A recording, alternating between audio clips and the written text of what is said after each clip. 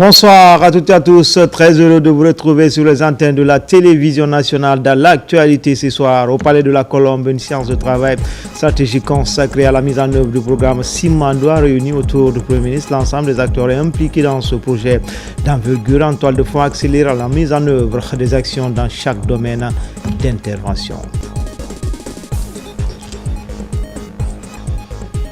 Et puis, quelques mois après les opérations de déguerpissement dans plusieurs marchés lieux publics de la capitale, la réorganisation des espaces commerciaux se poursuit. Mais derrière les aménagements, des filles tentent de s'adapter entre espoir et difficultés quotidiennes. Enfin, la Guinée, champion du monde dans les catégories cadettes et juniors et CHAF Trophée International. Les deux équipes ont créé la sensation à Sofia, c'est en Bulgarie, lors de ce tournoi qui a réuni les 5 continents chez les moyens de 17 et 20 ans. Voilà pour le sommaire. Encore une fois, bonsoir à tous. Ce samedi au Palais de la Colombe, une séance de travail stratégique consacrée à la mise en œuvre du programme Simandou a réuni autour du Premier ministre Amadou Riba l'ensemble des acteurs impliqués dans ce projet d'envergure en toile de fond à accélérer la mise en œuvre des actions dans chaque domaine d'intervention. Plus de précision avec le ministre porte-parole du gouvernement Ousmane Gawal Diallo. Ce samedi 11 avril, Monsieur le Premier ministre chef de gouvernement a réuni autour de lui les ministres qui sont en charge des projets et programmes inscrits dans le cadre du programme Simandou 2040, suivant les instructions du chef de l'État, président de la République, à la suite du Conseil des ministres. Cette rencontre a réuni aussi bien les ministres membres du gouvernement, le ministre directeur de cabinet, président du comité stratégique Simandou, ainsi que les responsables des delivery units qui sont chargés du suivi et de mise en exécution des projets inscrits dans le cadre du programme Simandou. Tout ce monde, c'était pour réaffirmer la parole présidentielle et rappeler l'exigence pour chacun d'entre nous, chacun des membres du gouvernement, d'inscrire les projets prioritaires suivant le programme Simandou 2040 qui constitue le projet de société du chef de l'État et comme il l'a raffirmé à l'occasion du dernier Conseil des ministres. Donc des échanges ont eu lieu par rapport aux difficultés éventuellement rencontrées, des solutions ont été apportées et le ministre directeur de cabinet a mis en avant l'existence de la loi Simandou qui permet d'inscrire ces projets dans un cadre accéléré mais légal conformément à cette loi qui a été adoptée par le Conseil national de la transition. Donc tout ceci pour dire que les membres du gouvernement sont à cheval de bataille pour implémenter, chacun en ce qui le concerne, les projets et programmes issus du projet et du programme Simandou 2040. Dans un contexte marqué par la lutte contre la corruption et la nécessité de gérer les ressources publiques, le conseil d'administration de l'agence de gestion et de recouvrement des avoirs saisis et confisqués s'est réuni en session. Au menu, évaluer l'état des biens saisis, définir de nouvelles orientations stratégiques pour renforcer la transparence et l'efficacité du dispositif. C'est Koussouma Kiano Younoussaba. Au cours de cette session, plusieurs points majeurs ont été examinés. Il s'agit notamment de l'évaluation des activités menées de l'état des biens saisis et confisqués, ainsi que le mécanisme de gestion et de recouvrement. Le conseil d'administration s'est également penché sur les performances de l'agence et les orientations stratégiques à venir, avec en ligne de mire la lutte contre la corruption et la mobilisation des ressources. Nous avons procédé à l'inventaire de tout ce qui a été saisi et confisqué. Nous avons pris les grandes décisions pour leur gestion, pour lutter contre la délinquance financière, pour lutter contre la criminalité économique, afin que nous renflouions les caisses de l'État. Pour atteindre ces objectifs, le conseil d'administration entend renforcer les mécanismes de transparence par la mise en place d'outils modernes de suivi, l'amélioration des procédures internes en vue d'une meilleure traçabilité des biens saisis. L'AGRASC doit fonctionner dans des comptes qu'on appelle comptes localisés dans la caisse de dépôt et de consignation. Mais il se trouve que notre pays ne dispose pas pour le moment d'une caisse de dépôt et consignation, ce qui nous amène à plaider auprès des autorités publiques au niveau le plus élevé de nous aider à la réalisation d'une caisse de dépôt et consignation en République de Guinée pour permettre à l'AGRASC et à d'autres institutions d'avoir ou ouvrir des comptes générateurs d'avantages au bien de celui qui a ouvert le compte et au bien de toute la population de la Guinée. Un message fort est ainsi adressé aux partenaires et aux citoyens. Faire des avoirs saisis, un véritable levier de justice, mais aussi de développement dans un cadre rigoureux et transparent. Le patrimoine bâti public amorce une transformation majeure dans la gestion de l'immobilier de l'État. Désormais, la structure a mission de renforcer la gouvernance, améliorer les performances et surtout assurer une meilleure valorisation des biens publics. Diane Yansani. La Direction générale du patrimoine bâti public poursuit sa dynamique de modernisation. Désormais transformée en patrimoine bâti public, société anonyme unipersonnelle. L'institution entend renforcer la gestion, la sécurisation et la valorisation des biens immobiliers de l'État. Cette transformation s'inscrit dans une vision stratégique axée sur le professionnalisme, la performance et la transparence. Pour concrétiser cette ambition, un plan quinquennal a été élaboré autour de 5 piliers essentiels que sont la gouvernance, la sécurité juridique du patrimoine, l'amélioration des performances ainsi que la maintenance et la durabilité des infrastructures.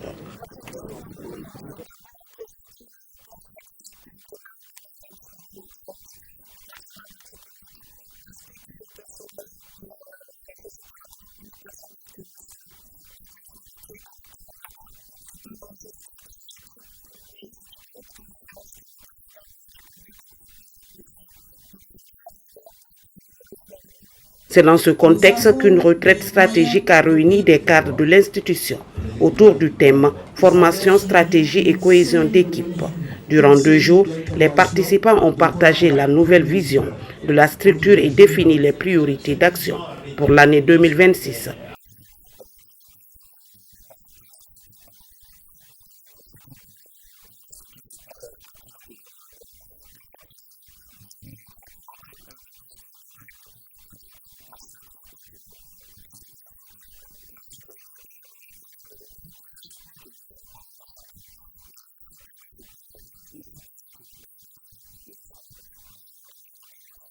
À travers cette réforme majeure, le patrimoine bâti public cherche à bâtir une administration plus efficace, plus moderne et tournée vers les résultats, au service de l'État et des citoyens.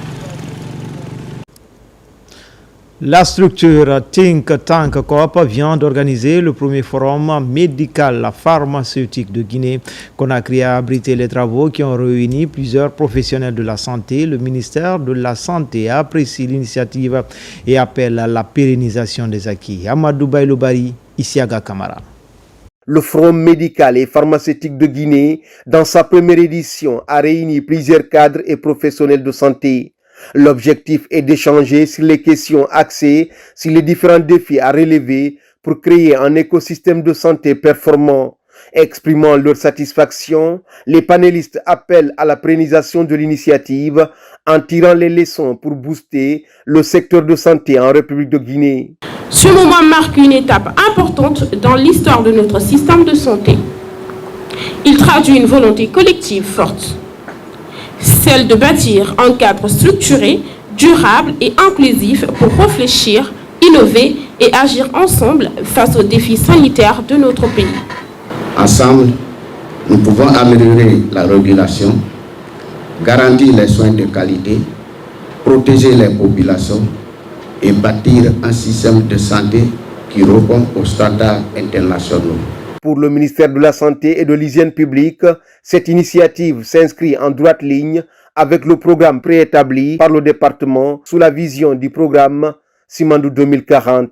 Et j'ai compris que nous devons continuer à avoir cette rencontre, ces arts de rencontre pour donner des idées, pour des essences. Et ça permettra d'augmenter, d'améliorer le système de santé en Guinée. L'objectif de ce forum est clair, c'est de discuter des questions sur la transformation, la régulation, mais aussi la performance en matière de santé publique. Organisé par la structure Think Tank Coop Guinée, ce forum se veut comme un catalyseur dynamique dans la mise en lumière des actions du département visant la création d'un écosystème sanitaire performant à travers le pays.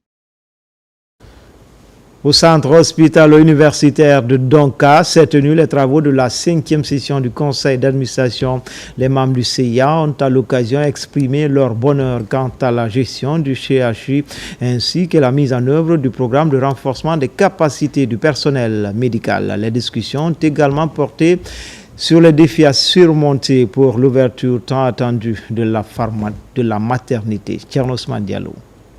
Les réformes opérées au CHU Donka ces 4 dernières années ont permis de rétablir la confiance des patients et améliorer la perception du public vis-à-vis de l'hôpital national qui modernise les pratiques médicales et renforce les compétences du personnel dans des spécialités de pointe.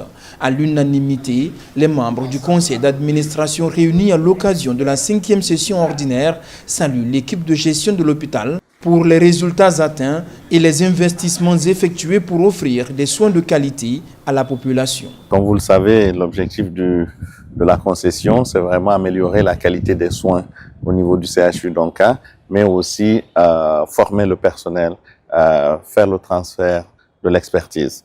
Donc, c'est quelque chose qui est en cours. Il y a eu beaucoup de sessions de formation, de développement de nouveaux services et tout ceci, bien évidemment, contribue à la réduction substantielle des évacuations sanitaires. Le conseil d'administration a apprécié l'opérationnalisation effective de 26 services et les innovations dans les chirurgies avancées ou encore avec la création d'une unité de gériatrie. Les efforts se concentrent actuellement sur l'ouverture pleine du dernier service, la maternité. D'abord, nous avons commencé par un suivi de tous les sujets qui avaient été abordés en août 2025.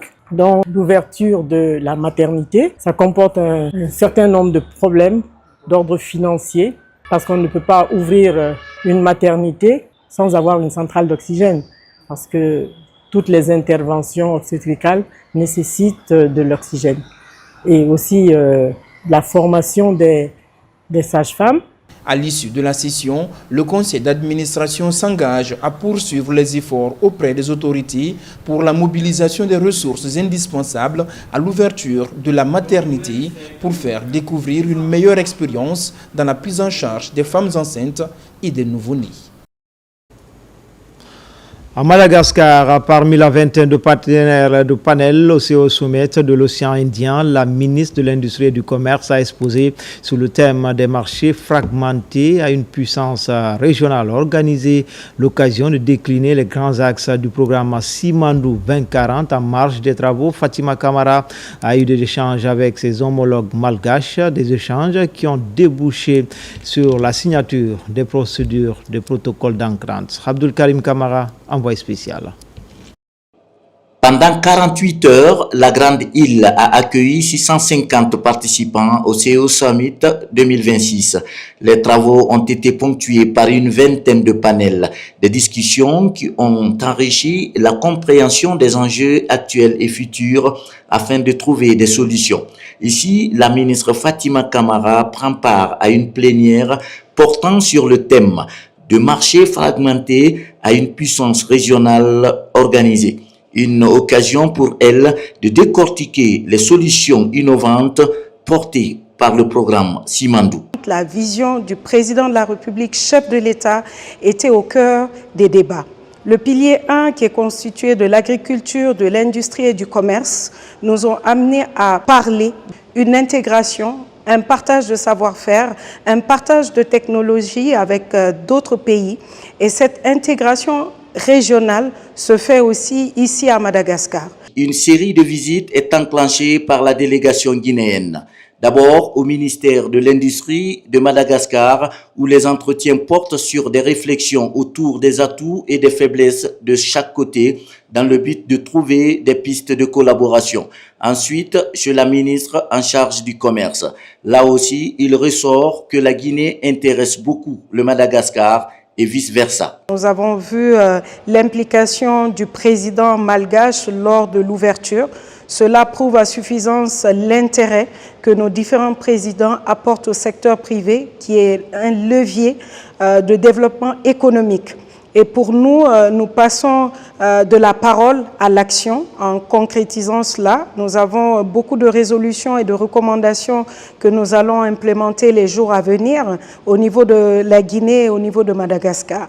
Quelques heures après ces visites, la clôture de CEO Summit est mise à profit par les 3 ministres de matérialiser le résultat de toutes ces réflexions à travers la signature d'une déclaration d'entente qui sera soumise à l'approbation des chefs de gouvernement des 2 pays. Tenu à Conakry de la revue du portefeuille de groupe de la Banque mondiale, l'exercice a permis d'évaluer le niveau d'exécution des projets et programmes et définir de nouvelles mesures pour améliorer le niveau des décaissements. Mamadi Gassama. Cadre de l'administration publique et représentant de la Banque mondiale se retrouvent à Conakry pour passer en revue l'ensemble des projets financés par l'institution en Guinée. Il s'agit de faire le point sur l'état d'avancement des programmes et identifier les contraintes liées à leur mise en œuvre. On a analysé en détail tous les défis et les goulots d'étranglement dans la mise en œuvre des projets et on s'est mis d'accord sur une nouvelle manière de superviser un peu la mise en œuvre de ce portefeuille. On a bien pris note des suggestions de Madame la Ministre, d'une revue beaucoup plus rapprochée.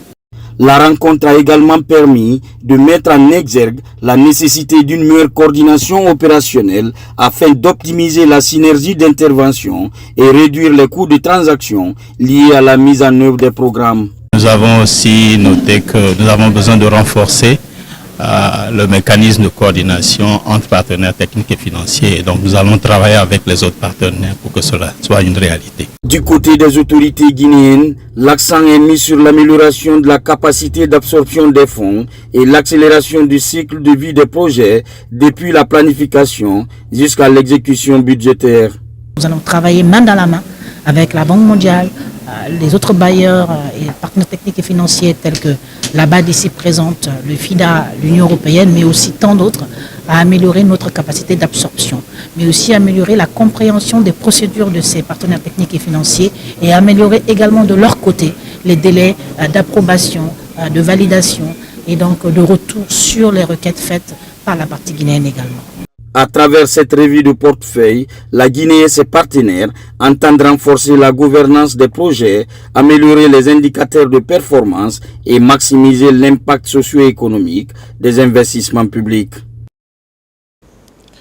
La couche féminine de Bofa Profond au cœur de la célébration différée de la fête des femmes. Ces femmes rurales accompagnées par l'association des braves femmes de Guinée mènent des activités d'autonomisation sur place. Un événement couronné par une forte mobilisation présidée par les responsables du Fonds d'appui aux activités économiques des femmes et filles. Mohamed Do Kamara.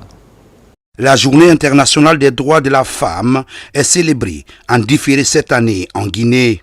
Dans l'arrière-pays, notamment à Bofa, plusieurs activités sont menées pour rendre visibles les actions de la promotion de la guinéenne, surtout rurale, l'Association des braves femmes de Guinée, accompagnée par le Fonds d'appui aux activités économiques des femmes et filles, est sur le terrain en cette période de célébration de la bravoure de la guinéenne. De Dupourou à Tunifili, en passant par Koukoudé, la mission est venue réitérer l'engagement des autorités guinéennes de faire de l'autonomisation économique des femmes une réalité, surtout dans la Guinée profonde. Nous sommes très ravis de la visite. Depuis 7 ans maintenant, on se bat en faveur d'une autonomisation économique des femmes. C'est la première fois qu'on reçoit une telle visite de la part des autorités. Nous avons compris que nous sommes dans de bonnes mains à présent. C'est une fierté pour moi de voir les femmes guinéennes évoluer comme ça là. Je fais appel à toutes les femmes de la Guinée de se donner la main pour travailler pour ce pays. La délégation du ministère de la Femme, de la Famille et des Solidarités, en présence de certaines braves femmes du pays, réitère l'engagement du gouvernement à travers le Fonds d'appui aux activités économiques des femmes d'accompagner les initiatives des femmes à travers tout le pays. À l'intérieur du pays, les femmes se mobilisent pour fêter, mais aussi faire un plaidoyer auprès des autorités afin que des besoins qui se font ressentir au niveau des communautés soit allégé pour les femmes. Nous avons fait des visites de terrain pour voir le travail des femmes au niveau des localités. Au cours du séjour, la délégation a fait le tour des périmètres maraîchers, des champs exploités par les groupements féminins qui opèrent dans le Bofa profond. Un partenariat vient d'être scellé entre la radio-télévision guinéenne et la maison de production Visori. Le document a été paraphé, une signature qui annonce de belles perspectives dans cette collaboration avec à la clé la diffusion dans les programmes de la télévision guinéenne de la série intitulée Influenceuse produite en Guinée. Moussa Bangoura pour en savoir davantage. Aïssa, tu as vu elle l'a trompé moi. Bientôt, cette nouvelle série sur les antennes de la télévision nationale. Avant la diffusion de cette série, producteurs, acteurs impliqués, direction générale et responsables des services des programmes harmonisent les idées pour donner le meilleur contenu au programme des téléspectateurs. Cette signature de contrat de collaboration entre la direction générale de la RTG et Visori Production en est un exemple. Ça vient enrichir le programme, mais l'autre chose aussi, c'est que ça vient montrer une production locale. Parce que nous avons l'habitude de consommer chez les autres, on connaît le nom des autres séries à l'étranger, pourquoi ne pas connaître les noms des séries qui se font en Guinée? C'est le début d'un partenariat fécond avec la maison de production Visori. La série qui va être diffusée est intitulée Influenceuse avec 20 épisodes. Signer ce premier contrat de collaboration, c'est pour encore une fois réaffirmer notre engagement à apporter du contenu de qualité, de la production de séries de qualité qui n'a rien à envier à toutes ces productions que notre public guinéen regarde à l'étranger. C'est une journée historique pour l'industrie cinématographique guinéenne. On est fiers de travailler, de les mettre en relation avec la RTG, la maison mère, et je sais que la maison mère ne sera pas déçue et la population guinéenne ne sera pas déçue. Donc aujourd'hui, les acteurs peuvent contacter cette maison de production pour vraiment faire carrière avec eux, pour développer leurs rêves. Le but est d'enrichir les programmes de la RTG en vue de répondre efficacement aux exigences des téléspectateurs, mais aussi offrir de la visibilité aux productions locales. D'autres œuvres cinématographiques sont attendues les mois à venir. Mise en œuvre de la plateforme e-service et interopérabilité des systèmes publics en Guinée, l'Agence nationale de digitalisation de l'État, en partenariat avec Wardip Guinée, pilote l'exercice. Les travaux de l'atelier ont démarré à Conakry sur financement de la Banque mondiale. Yaya Silla. Après 2 jours d'échanges d'expériences, les assises sur e-service et interopérabilité des systèmes publics ont été les plus déterminants pour la conception d'une plateforme numérique souhaitée par le gouvernement. Est-ce que quand on va demander à nos concitoyens d'être recensés, on va encore lui demander des documents administratifs, lui demander de prendre sa biométrie? Non. Le registre national de la population devrait permettre d'accéder à l'information sur ses concitoyens et c'est ce qui permet, c'est cette plateforme que nous mettrons en place qui s'appellera la plateforme nationale d'interopérabilité basée sur X-Road de l'Estonie. C'est ce qui va faciliter vraiment à ce que les systèmes se parlent et qu'on évite à chaque fois de demander les mêmes documents, de prendre la biométrie et de faciliter le travail gouvernemental. C'est une feuille de route de ce que nous avons appris. L'atelier a défini des services prioritaires, a défini un second lot de services secondaires, alors qu'on puisse matérialiser. On puisse matérialiser cette interopérabilité, on puisse matérialiser cette plateforme de e-service qui doit avoir toute la communication nécessaire afin que nos citoyens, afin que nos compatriotes ici en Guinée et à l'étranger puissent savoir qu'on a démarré quelque part. Le déroulement des travaux a connu la contribution des experts de l'Union internationale de la télécommunication, UIT, associée à celle des cadres guinéens pour aboutir à l'élaboration d'un document qui répond aux aspirations de tout un chacun. Vous avez analysé, questionné, co-construire et proposer. L'enjeu maintenant est clair. Il faut transformer ces travaux en actions concrètes. Cela va demander de la coordination, de la persévérance et une volonté collective forte. Mais les bases sont là. Dans les prochains jours, l'Agence nationale de la digitalisation va s'atteler à la mise en place de la plateforme numérique qui viendra désormais regrouper en son sein les différentes plateformes publiques existantes. Maîtrise des outils de collecte des données statistiques, la thématique regroupe à Kindia les cadres des structures déconcentrées centrales pour un traitement et analyse statistique et de calcul des indicateurs. L'idée de favoriser l'atteinte des résultats du programme prioritaire du système éducatif. Abdulaziz Baldé. Au ministère de l'Éducation nationale, l'on s'achemine vers la production des annuaires statistiques. Des annuaires qui vont aboutir à l'amélioration de la qualité, la fiabilité et l'exploitation des données éducatives. Dans la ville de Zagrim, une centaine de cadres des structures déconcentrées et centrales se familiarisent avec l'exploration des données et le calcul des indicateurs. Lorsqu'on n'a pas de données fiables, on ne peut pas se projeter, notamment par exemple le nombre d'écoles à construire dans le temps. On ne peut pas avoir la maîtrise de l'effectif des élèves et donc ce renforcement de capacité à la fois vient aider le pilotage du système, la gouvernance du système par rapport, n'est-ce pas, à l'analyse et le traitement de ces données.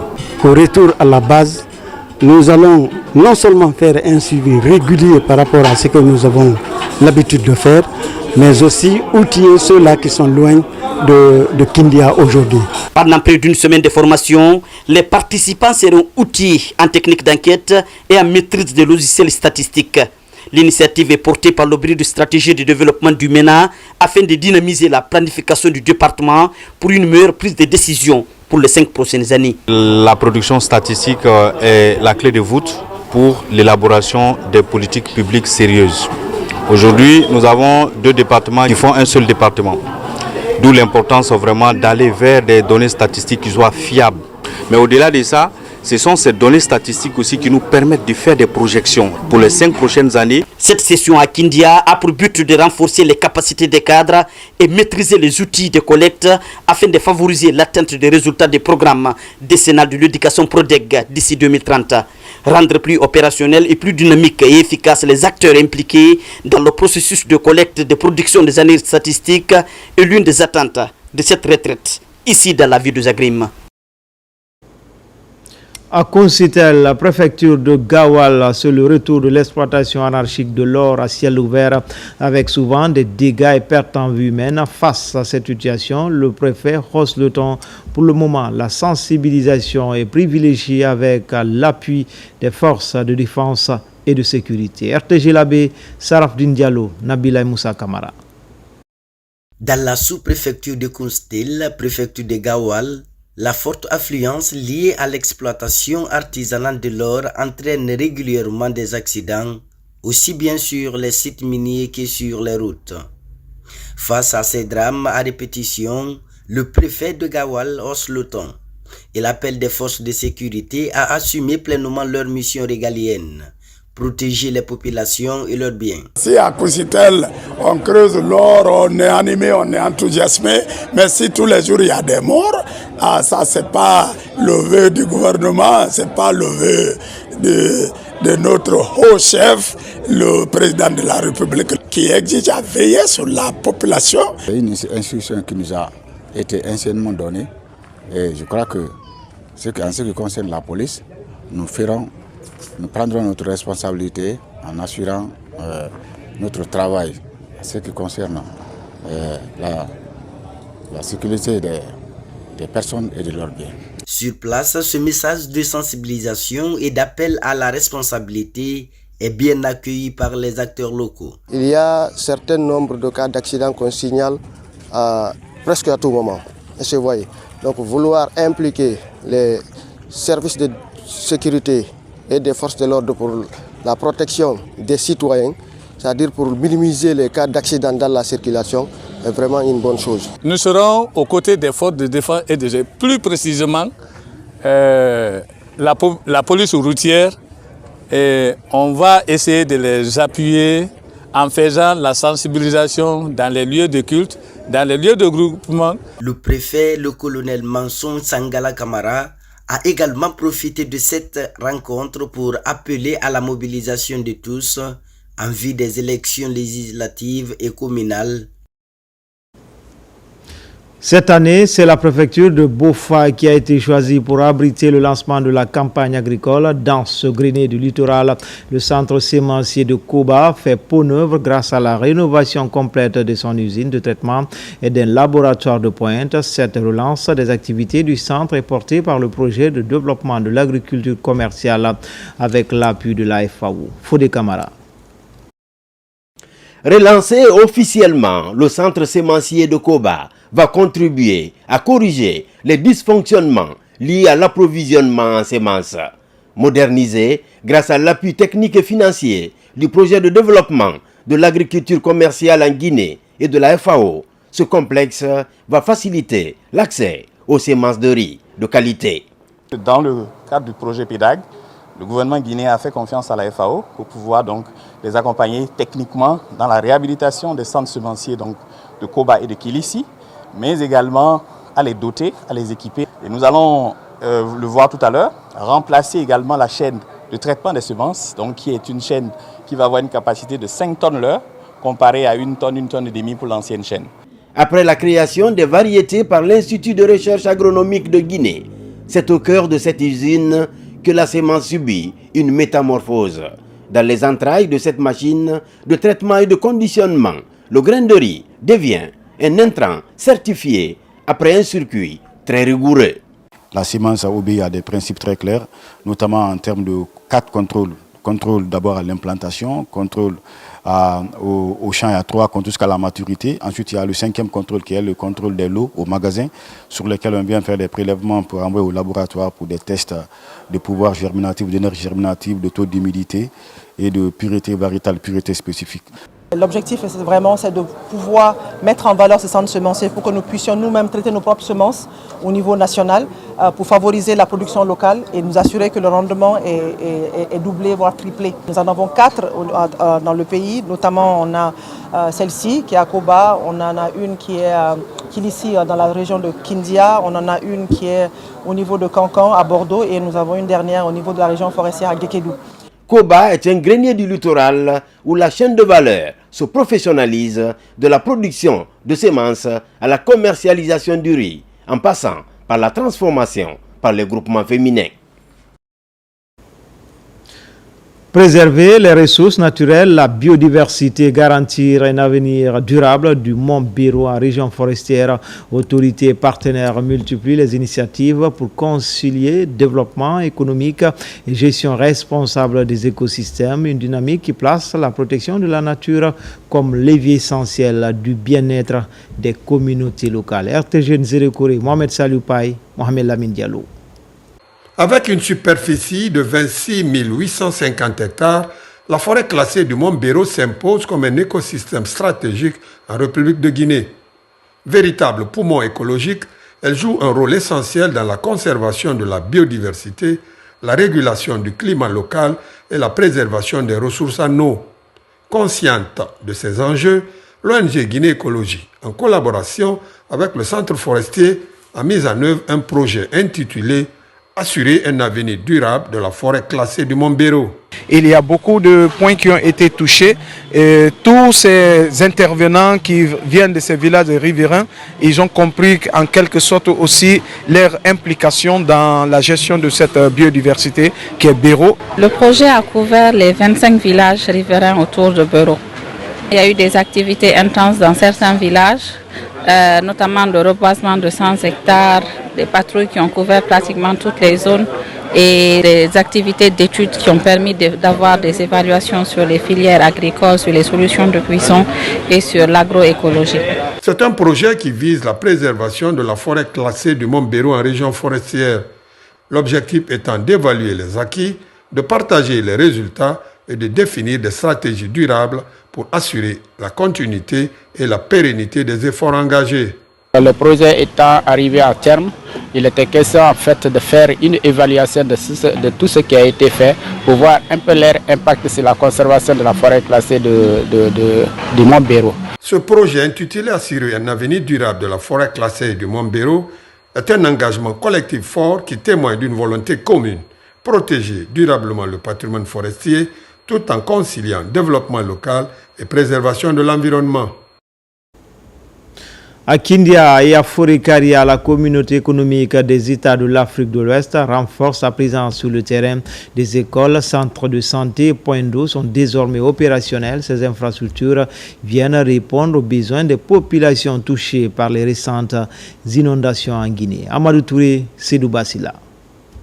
Les fortes précipitations de l'année dernière, accompagnées de vents violents, ont occasionné d'importants dégâts matériels sur plusieurs infrastructures scolaires et sanitaires à Benti, localité de la préfecture de Forêt-Caria. Face à cette situation qui a affecté la poursuite normale des cours et l'offre de soins de santé pour les communautés, la CEDEAO, à travers le gouvernement guinéen, a assuré la rénovation complète des édifices concernés, suivi de réalisation de points d'eau sur 3 sites pour assurer l'eau potable pour les populations. Des travaux exécutés par l'Agence nationale de gestion des urgences et catastrophes humanitaires, Anguche. Nos partenaires ont préféré accompagner le gouvernement guinéen pour la mise en état de ces infrastructures, comme vous l'avez vu, la réhabilitation complète de l'école et la réhabilitation complète du poste de santé et la réalisation d'une installation, en fait, d'un forage avec une installation solaire avec plusieurs bornes fontaines. C'est une satisfaction réellement qui règne actuellement au niveau de notre préfecture. Et au nom de son Excellence, Monsieur le Président de la République, nous remercions la CEDEAO, nous remercions la Direction générale de l'Anguisse. Pour la mise à disposition de ces infrastructures aux collectivités, la CEDEAO a dépêché une mission venue d'Abuja, appuyée par le représentant résident de l'organisation sous-régionale en Guinée pour l'inauguration des infrastructures concernées. Aujourd'hui, nous sommes venus constater le travail que l'Anguisse a fait avec l'appui qui lui a été fait et nous sommes heureux que tout se passe bien sur le terrain.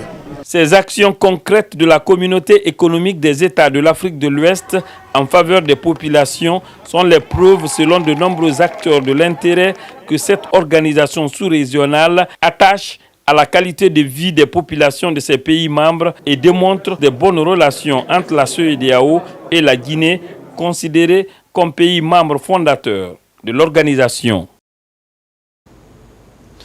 Dans l'actualité également, quelques mois après les opérations de déguerpissement dans plusieurs marchés et lieux publics de la capitale, la réorganisation des espaces commerciaux se poursuit, mais derrière les chantiers, les aménagements, ce sont surtout des vies qui tentent de s'adapter entre espoir et difficultés quotidiennes. Maria Massire Diané, Maïmouna Bella Diallo. Il y a 3 mois, plusieurs marchés ont été touchés par des opérations de déguerpissement dans le cadre de leur réorganisation. Aujourd'hui, nous sommes retournés sur le terrain pour constater le quotidien des acteurs. Au marché d'Anko 5, les commerçantes sont relocalisées sur un site provisoire. Sous des conditions parfois difficiles, elles continuent malgré tout leur activité en attendant la fin des travaux du nouveau marché. Nous sommes restés derrière les autorités car la loi est au-dessus de tous. Après le déguerpissement, ils nous ont donné un endroit provisoire. En même temps, ils nous ont proposé un autre site qui est en construction, mais pas encore fini. À Anta Marché 1, certaines vendeuses ont pu progressivement réintégrer l'espace commercial. Mais sur place, les réalités restent fragiles, avec des aménagements encore insuffisants pour un retour pleinement confortable. Marché Anta, place na mouya puis ma mouya langue. Ici à Anta, nous avons de l'espace à l'intérieur du marché, mais pas aménagé. Si les femmes sont au bord de la route, c'est parce que nous n'avons pas d'espace. Nous lançons un appel aux opérateurs économiques et l'État afin de nous aider pour l'aménagement de notre marché. Derrière les étals, les commerçantes racontent surtout des histoires de survie. Leur commerce reste souvent la seule source de revenus pour faire vivre leur famille entre charges quotidiennes et incertitudes sur l'avenir. Il y a des femmes parmi nous Si elles ne sortent pas pour ce commerce, elles n'auront rien à manger.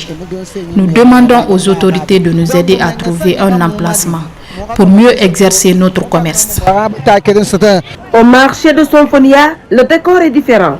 La circulation s'est améliorée depuis les déguerpissements, un changement salué par les usagers de la route, même si les souvenirs de l'ancien désordre restent présents dans les esprits. Actuellement, à Sonfonia, la circulation est libre. Nous sommes contents. Contrairement au mois précédent, c'est au rail et à la cimenterie qu'on embarquait les clients à cause de l'embouteillage. Entre espoir d'un avenir meilleur et réalité encore difficile, les commerçantes de ces marchés poursuivent leur combat quotidien pour préserver leur dignité et leurs revenus. Le bureau guinéen du droit d'auteur vient de mettre en place un site web institutionnel pour mieux assurer le paiement des différents ayants droit. L'annonce a été faite lors d'une conférence de presse animée par le ministre de la Culture, du Tourisme et de l'Artisanat, Moussa Moïsila. Explication, Bausman.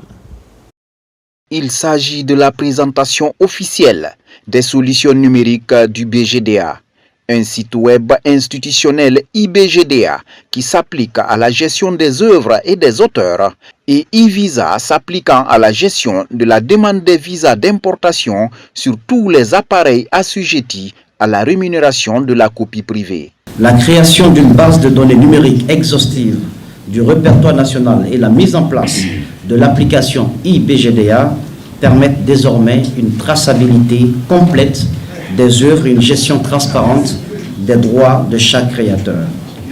Pour ceux qui sont habitués à aller au BGDA, vous avez dû remarquer l'existence de vieux registres dans lesquels étaient mentionnés les noms des artistes, pour certains qui sont réels, pour d'autres qui sont fictifs.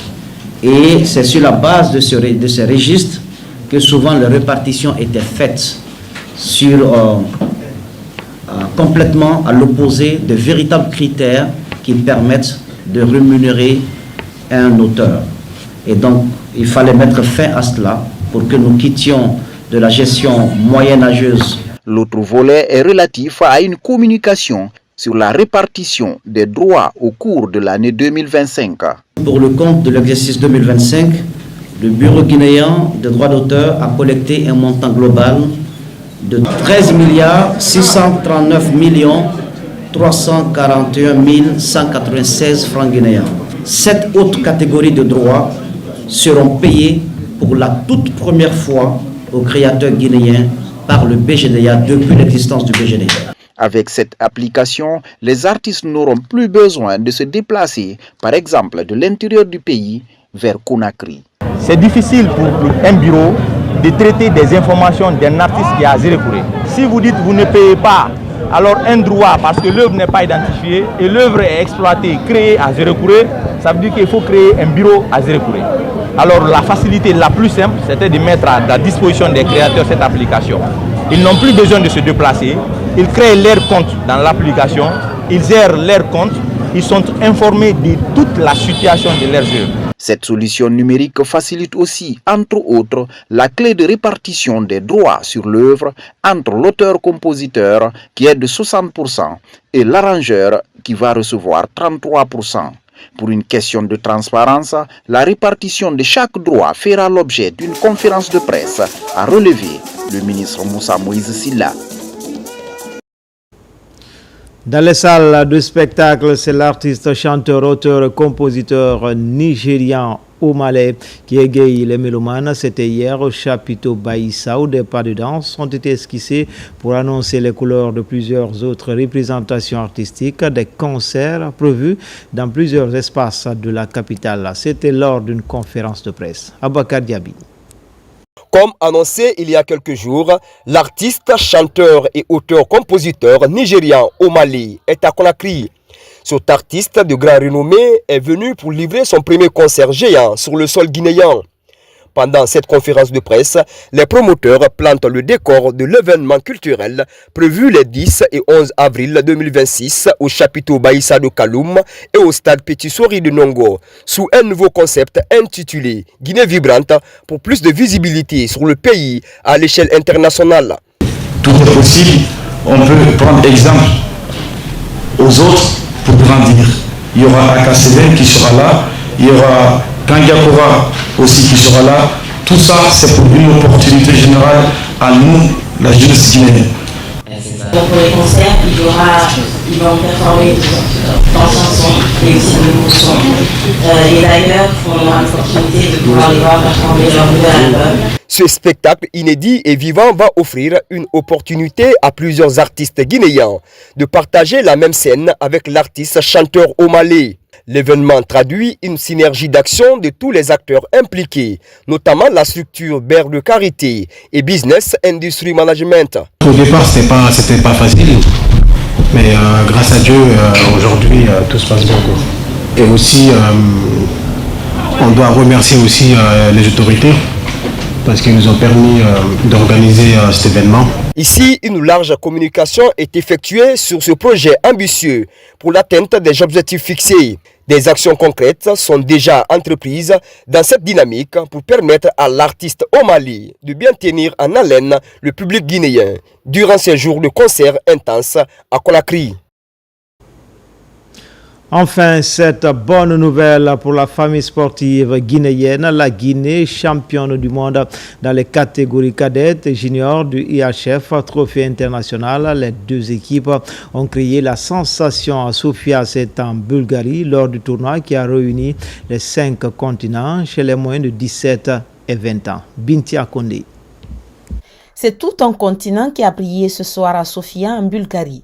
La Guinée championne mondiale de l'IHF Trophy Challenge en catégorie cadette et junior. C'est un parcours sans faute pour les Guinéennes avec à la clé 4 matchs, dont 3 victoires et 1 match nul en catégorie cadette. Chez les juniors, c'est 4 victoires en autant de sorties. Les équipes guinéennes s'adjugent le trophée du tournoi intercontinental dans les 2 catégories avec brio. Cette consécration de la Guinée permet au handball africain d'être en vue au niveau mondial. On vous ramène les 2 coupes.